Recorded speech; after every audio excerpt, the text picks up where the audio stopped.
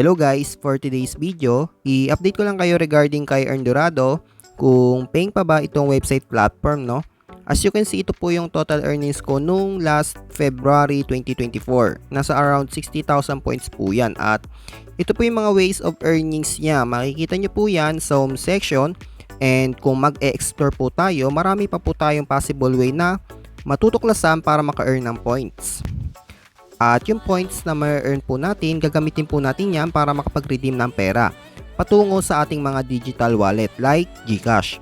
So ito po yung mga payment methods guys, at dito sa pagpipili ang options, mas nire-recommend kong gamitin ay ito pong PayPal payment.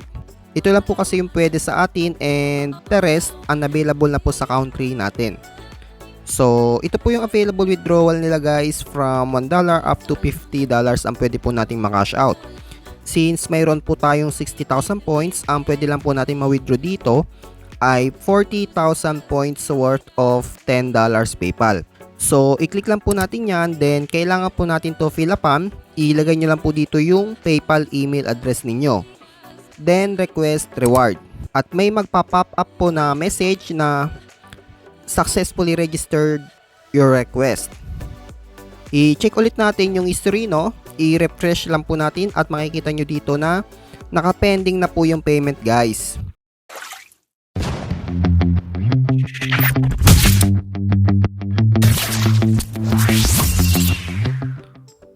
So today, as of July 15, 2024, malalaman po ninyo kung legit pa ba itong si Earndorado or kung hindi na po nagbabayad. So may natira pa po tayong 22,000 points. Hindi natin alam kung magagamit pa po natin yan, no? So sa earning website po na ito, simula nung ni-review ko si Earndorado sa channel ko last year, bandang August until now, mahigit 2,400 users po ang gumamit ng referral link ko. So ito po yung mga points na makukuha natin kapag nag-report po tayo at na-meet ng referral natin yung requirements para dito. 300 points po yung makukuha natin dyan bawat user total. So ito po yung mga na-invite ko, marami po sila, 30 points po yan, karamihan po dyan.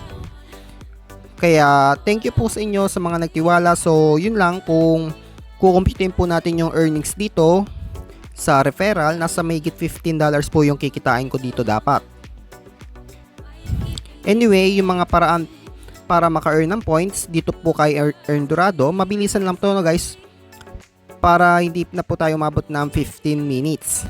Unang-una po dito sa daily check-in, makaka-earn po tayo dito ng 10 points up to 40 points sa pag-solve po ng CAPTCHA. Then may mga video ads po 4 times per day. Dapat makapag-solve po tayo ng 4 times para mag-count po siya dito sa daily check-in. Another way to earn dito po sa tasks. Additional points, one time only, gawin nyo lang po yung kinakailangan, then may matatanggap po tayong points as reward. So dito sa games, ganun din po pero unlimited task po ito. Everyday nagre-reset po yung task dyan. Then may requirements din po dyan para po maka-earn po tayo ng points. Katulad po nito sa Earndorado, yung main app nila. Ayan, application po ito, need po natin ito i-download para magawa po yung tasks. Ang gawin nyo lang po, kailangan ma-reach nyo po yung target task. Then makaka-earn po tayo ng points. Ganun lang po kadali guys. So dito sa ibaba, i-skip na lang po natin, no? Same lang din po yan kay Earndorado task. Then dito po sa offers, pwede din po tayo maka-earn ng points at marami pong offer wall dyan. May madali pero karamihan mahirap at imposible pong tapusin. So kayo na lang pong bahala, no? I-try nyo na lang po, no? And dito sa survey, nag-try po tayo. Wala ni isa na approve or complete. Mahirap po tapusin yung mga task dito guys. So for me, not recommended po. Dito po sa reward, ito po yung payment option. So skip po natin for the meantime. Then sa tournament, dalawa lang po yung tournament nila guys, sa Earndorado game at Ninja Ike game. Kailangan ninyo dito mataas yung scores ninyo para makasama po tayo sa top rank and maka-earn ng rewards. Mayroon din po silang break the record pero unreachable po yung scores dito guys. So impossible po maka-earn dyan. Sa wallet, ito po yung history of earnings. Naka-reflect po lahat ng points, palabas man o papasok. Guys, Sa referral history, ito po yung mga na-receive kong points. So, July 14, may mga user pa din palang gumagamit ng referral link ko, no? Anyway, simula po ngayon para sa mga bago and all users ay huwag nyo na pong laruin itong si Earn Dorado platform guys. Kasi hindi na po siya nagbabayad. So ipapakita ko sa inyo ngayon, July 15, ito po yung history of payment ko guys. Last February 2024. Naka-on hold po yan hanggang ngayon guys. Yung cash out ko dito. Ibig sabihin po niyan, hindi na po ako binayaran. Last February pa po yan. Pero malaki din po yung kinita ko sa website na ito guys. Ito po yung proof no. Since August 2023 last year.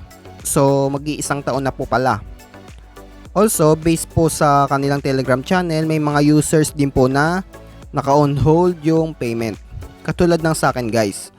So talagang hindi lang ako yung hindi nabayaran. Sa tingin ko guys, itong earning platform na si Earn Dorado ay parang hindi na po active yung owner, yung admin, yung developer. Siguro yung developer nakahanap na po ng pagkakakitaan na mas malaki compare dito sa website niya. So, ang honest review ko, hindi na po nagbabayad itong si Earn Dorado. Para sa mga bagong users dyan, lalo na po sa mga old users, wag nyo na po ito ipagpatuloy, masasayang lang po yung oras at data ninyo. Yun lang, kung nagustuhan po ninyo yung video ko, huwag nyo pong kalimutan i-like. And sa mga bago dyan, mag-subscribe lamang po kayo para updated po kayo sa bago na ating legit earning application. And thank you, God bless po sa inyo guys.